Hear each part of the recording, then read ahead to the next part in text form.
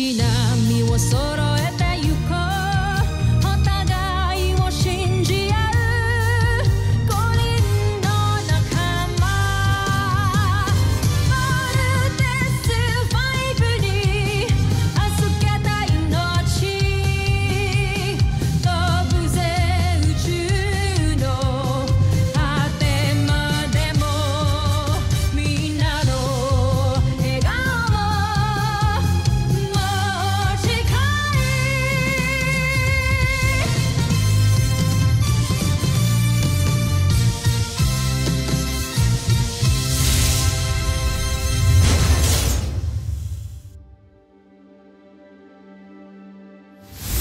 Ang nakaraan sa Voltes 5 Legacy. Judy po yung pangalan niya. Papakilala ko po siya sa inyo bukas pagka pinayagan niyo na po ako na i-tour siya dito sa camp. I cannot allow you to do that. I made that policy. You don't want me to break my own policy, right? Mapapasok na ng aking espiya ang kampo ng Voltes 5. Maaari nyo na simulang gawin ang susunod nating peacefire. At may nasimulan na kami. Ito ay pinangalanan naming Ne. It was so easy for the aliens to attack na hindi natin nalalaman. Mukhang hindi galing sa labas ng planeta natin ang mga Bosanians. I have a feeling na meron na silang base dito sa Earth. They're probably hiding right under our noses. Ang kausap mo naman ng espiya niya. Sino ba kasi mababang uri na yun? Bakit siya pinapili ng prinsipe? Bakit hindi na lang ako? Naninibugho ka sa espiya dahil malaking tiwala ng prinsipe sa kanya. Alam ko, itinadangi mo siya. Kaya mo naman pala maging organized eh. Gusto niya kasi ma-impress si Ate Judy bukas. Paalam mo muna kaya kay Dr. Smith yan. Basta isasama ko si Judy dito. Kung magkaroon ng problema, edi sagot ko. Sinaliksik na mabuti ang bawat detalye ng sa gayon ay walang makitang kahinaan ng kalaban sa kanya. Malaki ang tiwala ko sa'yo. Hindi ko ito binuo mag-isa. Kung hindi dahil sa tulong ni Draco ay wala sila. Kamusta ang buhay sa kulungan, Draco? Napako ng isang pagkakataon, Jumfrey. Naway, natuto ka na ba? Dahil kung hindi ako magdadalawang isip na parusahan kayong lahat. May iba akong misyon para sa Lusud. Gusto ko rin tiyakin mo na hindi siya magtagumpay sa misyon niya. Tama ba naririnig ko? Oo, gusto kong matalo si Sardo sa lahat ng laban ninyo. Kasinungalingan! Pwede kitang patayin ngayon dahil sa mga pinagsasabi mo. Kung yan ang gusto nyo, handa akong mamatay ngayon dahil sa katotohanan na sinasabi ko sa inyo.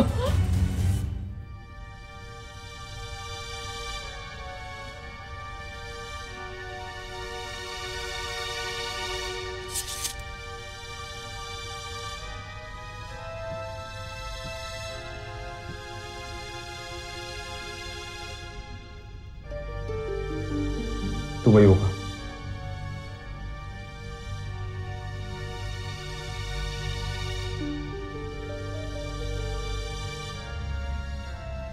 Hindi maaaring gawin yun ng Emperador na mag-utos laban sa akin.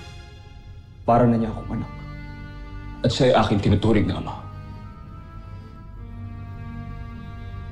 Marahil ay sinulsulan siya ni Baron Sander. Tama.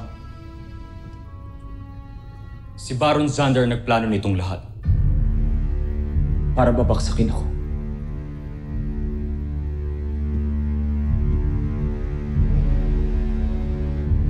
Mangako ka sa akin, Nashmi, na magtatagumpay tayo. At sa gayon hindi magtagumpay si Baron Zander sa kanyang mga plano. Napalitan ako. Pinapangako ko, John. Ngunit, paano sa General Zul?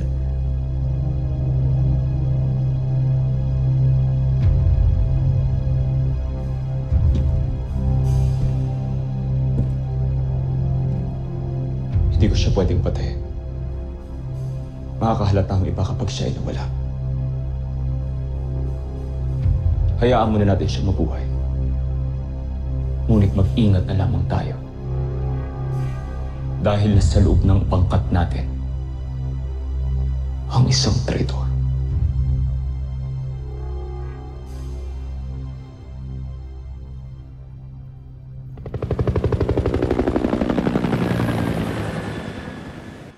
Wala namang pinagkaiba ang Camp Big Falcon sa ibang mga offices. I mean, you know, may mga empleyado rin naman kami. But we are the best of the best. Of course. Ate Judy, alam bang magaling ako inventor? Gusto mo makita mga invention ko? Tara sa room ko, tara. Sige, teko lang. Mamaya na yan. Saan ba natin pwedeng dalhin si Judy?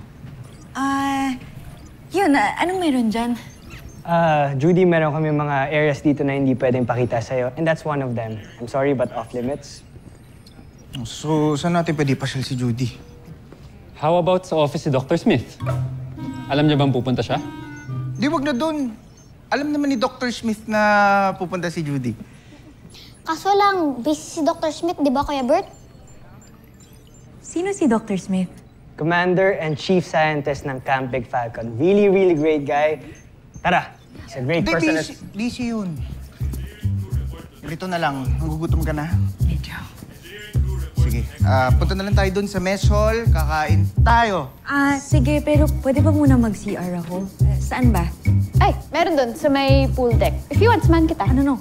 It's okay. Mabilis lang ako. Mamaya, kita tayo. Salamat, Okay. Bye. Ako.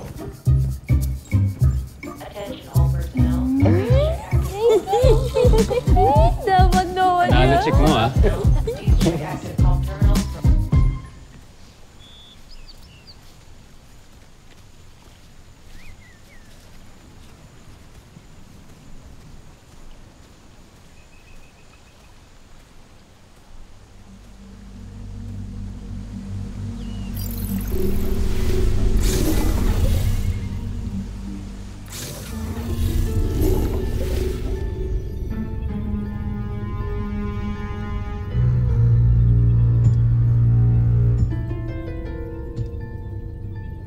Iwan niyo muna kami.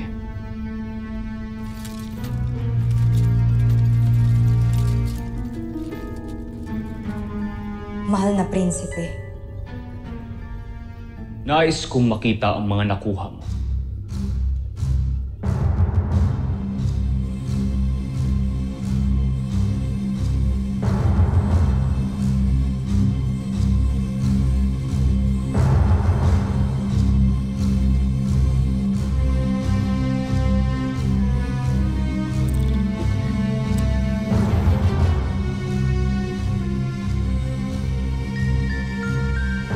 Ngayon, mapag-aaralan ko na kung paano mapapabaksak ang kampo ninyo, Voltes 5.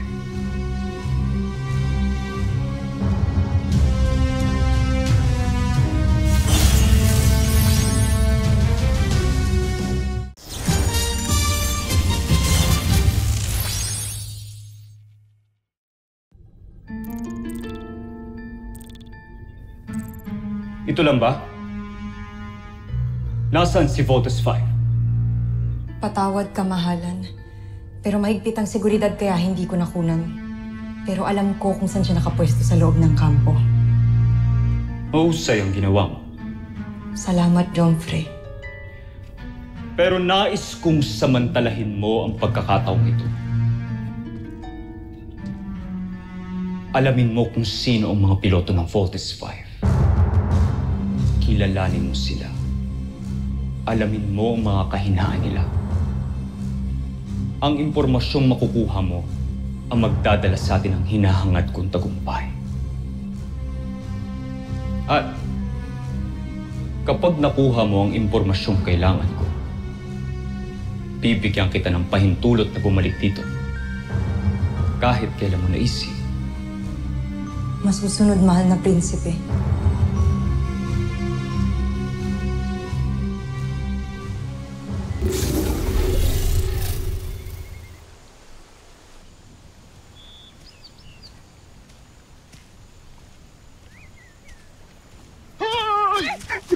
Kinulat mo naman ako. Ano ka ba? Teka, ano palang ginagawa mo dito? Akala ko mag-CR ka lang. Oo nga. Nagagandahan lang kasi ako dito sa campgrounds. May tingnan niyo naman, no? Kaya nag-selfie-selfie ako dito. Tingnan mo. Okay. O tayo naman, mag-picture tayo dito. Tara. Uy, dapat dito para maganda yung sinag ng araw.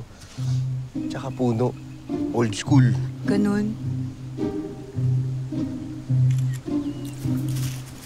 Ang bango mo. Si Beth Security! Tanda kayo lumabas. Relax. Kami lang to. Lieutenant Armstrong. Sorry, sir. Sir, may pinapa-investigate sa amin na signal anomaly dito sa area. May napansin ba kayo? Wala naman. Judy, ikaw. May napansin ka ba?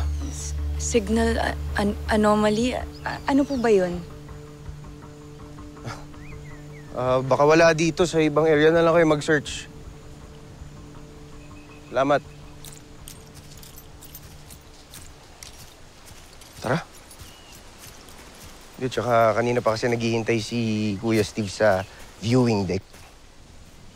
Kakain tayo. Na naman. Oh, syempre.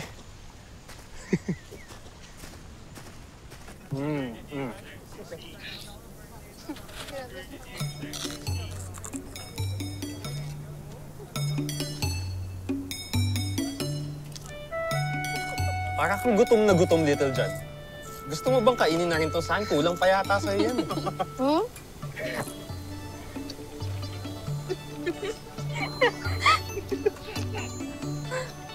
Magagawin pa kasi kami ni Octo One.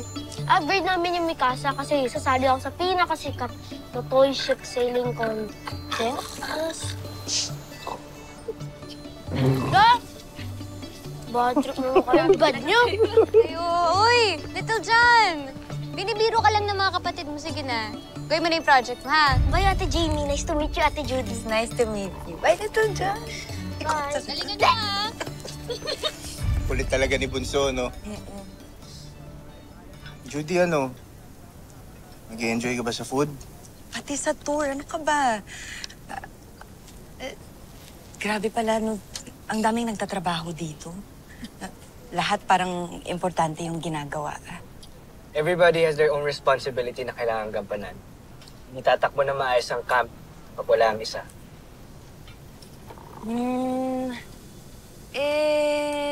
Sino naman yung mga pilotong nagpapatakbo ng Voltes robot? Baka naman pwede niyo akong pakilala.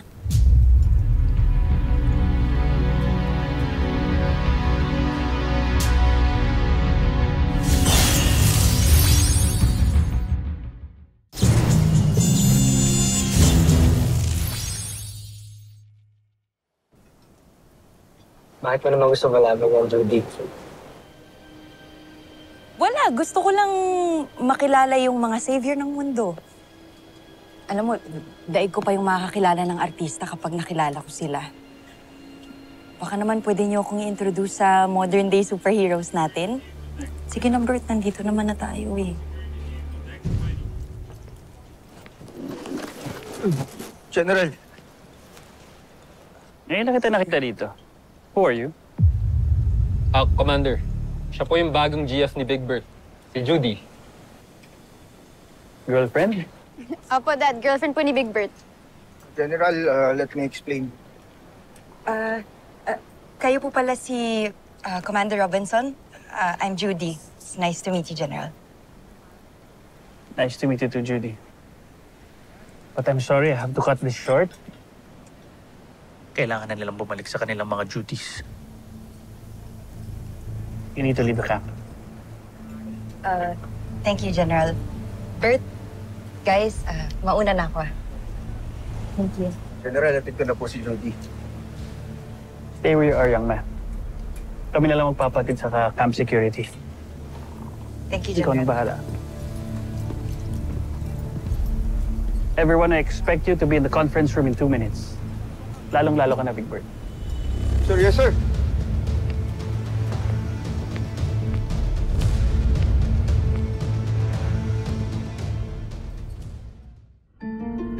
Mahalagang impormasyon ito, Jomfrey.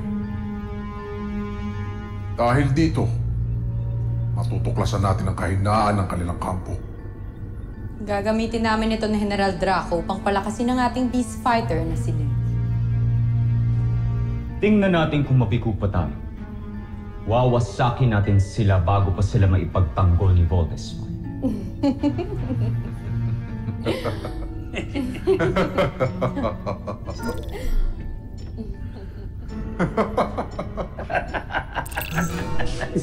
Sarap ng tawa niya.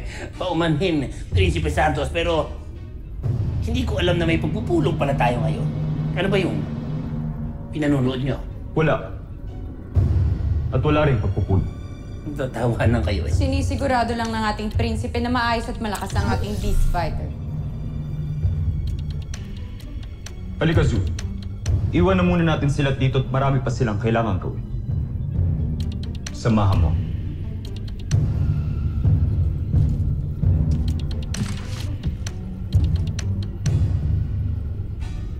Zul!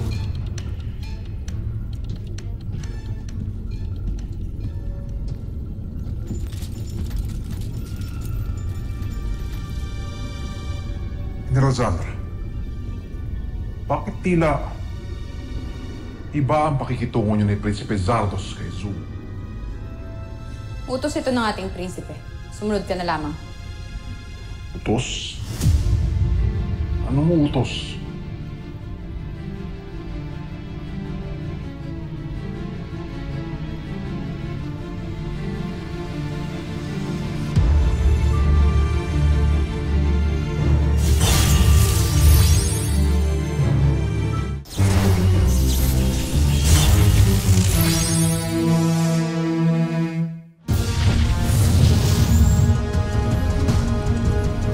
Jacob, prepare to engage, team.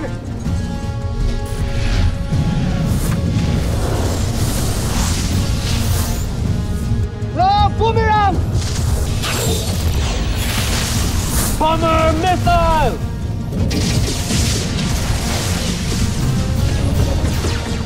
Panzer missile!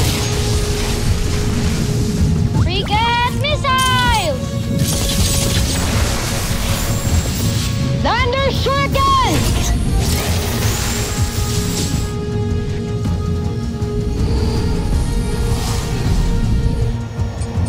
They're bugging out. Uy, bumalik kayo dito, mga duwag! Saan kaya galing yung mga yun? Bigla na lang nagpapakita. Tama nga si Daddy sa sinabi niya sa briefing niya. The Bosanians are already here with us on Earth. Octo 1, dapat lagi kang alert sa mga Bosanian, ha? Copy, Little John. Basta ang mahalaga, the threat has been neutralized for now. Good job, team. Go back to camp.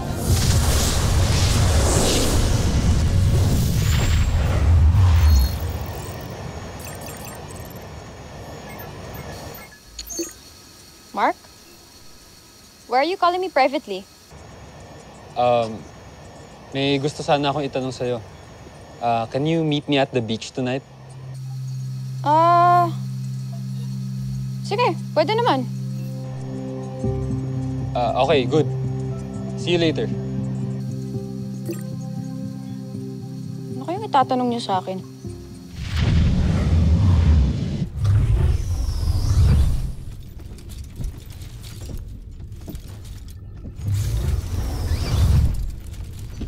Pinapahanga talaga ako ni Zandra at Draco sa mga nilikha nilang beast fighter.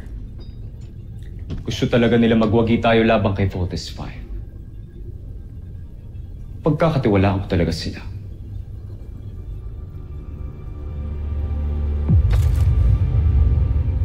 Eh, ikaw, Zu. Mapagkakatiwalaan ka ba?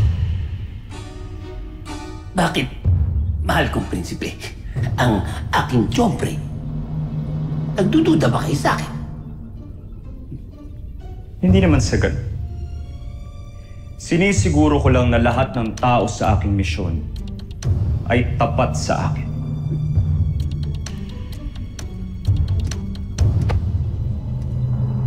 Alam mo ba kung anong ginagawa ko sa mga traitor, Zu? Pinapatay ko sila. Na kahit sarili kong ama ay hindi ko pinatawag. Kaya humanda sa akin ang susubok na baliktarin at traitorin ako. Magpahinga ka na, Zu. Mukhang iba yata ang timpla ng iyong pagmumukha.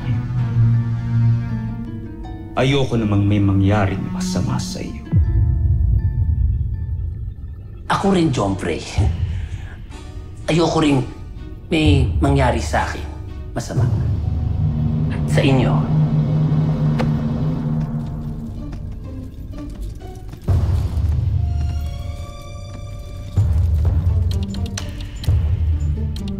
Lumatipla ng mukha ko. Halata yata eh.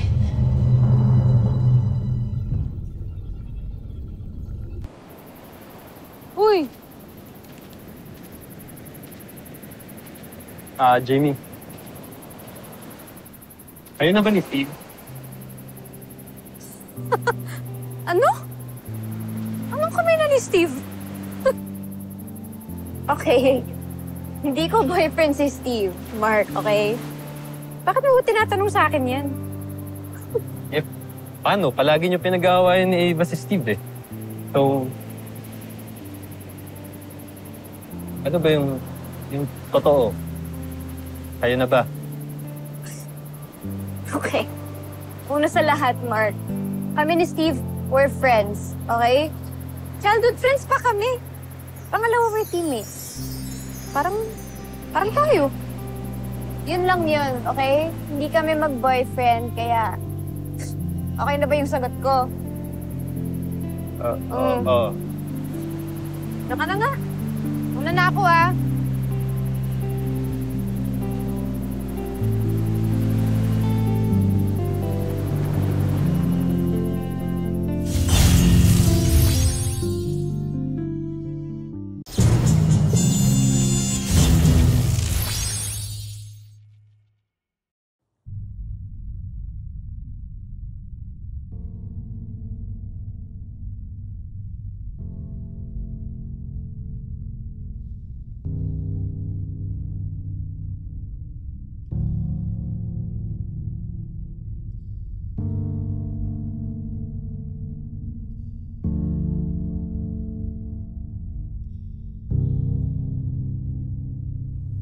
Aspi.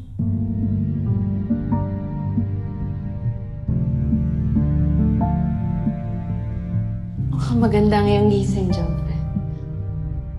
Nanaginip ako. Isang magandang pangitain. Nakita ko ang sarili ko na pinamumunuan ng paglusob sa mga rebelde. Isa-isa ko silang pinapatay habang pinapanood ako ng emperador.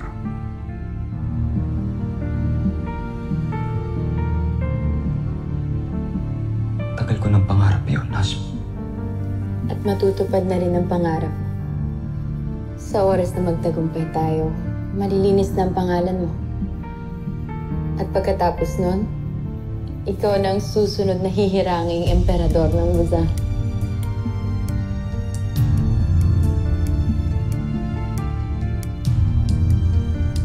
Gusto kong sinabi.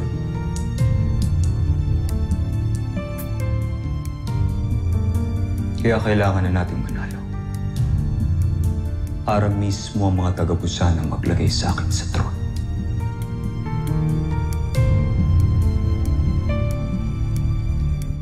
Hindi na malayo mangyari yun. Malapit ko nang matalo ang mga kalaban sa tulong ng aking espiya.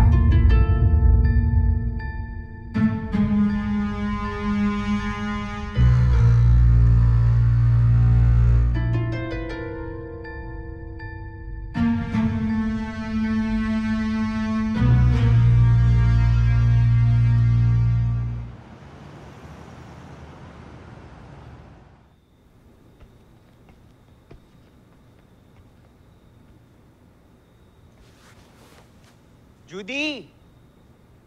Si Bert ba yun? Bert? Bert? Judy!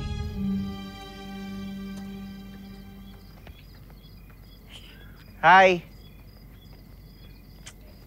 May dala akong dinner. Okay lang ba? Oo naman. Halika, pasok ka. Musta? Uy naman. Mag-abala ka pa. Grabe, laki ng bahay mo, no? Kaya lang, di ka ba natatakot na mag-isa ka lang dito? Hindi naman. Tsaka sanay na ako. Tara, kain ka na. Eh, baka gusto mo muna mag-ayos ng... Masuot ko pa, sorry. Mag-aayos lang ako tapos kain na tayo, okay? Okay. Wait lang. Pabilis na lang ha, gugutom na ako eh.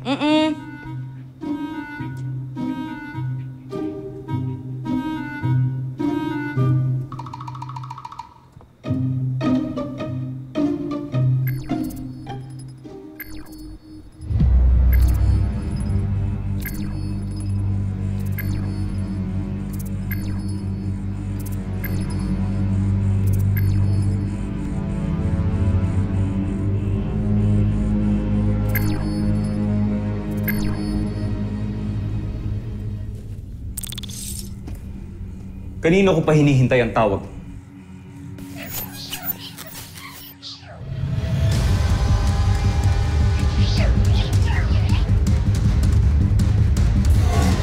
Susunod sa Voltes 5 Legacy. Hindi ba't matagal na nating nabuwag ang himagsikan? Ikinalulungkot kong ibalita na may bago na namang banta sa inyong imperyo, kamahalan. Sino ang namumuno sa kanila? So bawal pumunta si Judy dito. Tapos ngayon, pinagbabawalan mo rin ako pumunta sa kanya sa mainland. Magre-resign na ako! Big Bird! Sasali niya to sa sailing competition. Panigurado, champion to si Little John. Talino to eh. Kaya mag-lead kayo ni Kuya Bert, ha? Kailangan nandun kayo. Nagkasundo na tayong dalawa. Pero kamahalan, hindi ko na talaga kayang pinapagawa ninyo.